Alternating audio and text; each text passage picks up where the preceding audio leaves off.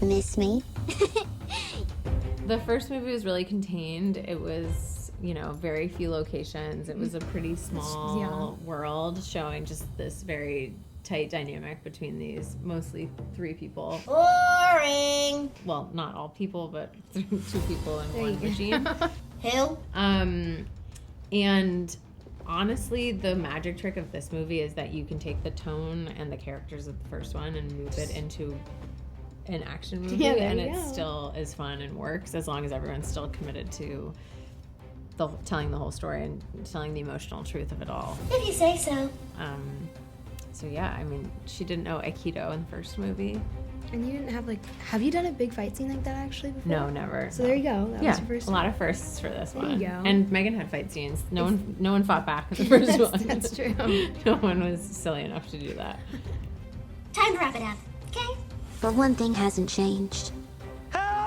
She's been sitting silently, you know, watching from the sidelines as Gemma continues trying to be a parent to Katie, silently watching and judging, and just waiting for the right moment for when, you know, the right moment would arise when Gemma would realize, hey, maybe I made a mistake and maybe I, you know, cut M3GAN off a little bit shorter than she deserved.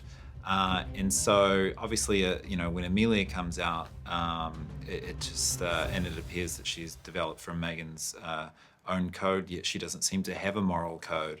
You know, it gives M3GAN a really great opportunity to kind of like appeal to Gemma and say, hey, maybe you want to put me back in a body. But at the same time, Gemma's not sure whether or not she can trust her. So, you know, we end up in the situation where we're just not sure if we can trust M3GAN or not. She's gotten an upgrade on her outfit. She's been amassing a whole closet in the lair. Oh yeah, she's got everything. She's changed a lot. She's bigger. Yes. She has more. I mean, like physically, the animatronic has more mobility in her torso. Are you surprised?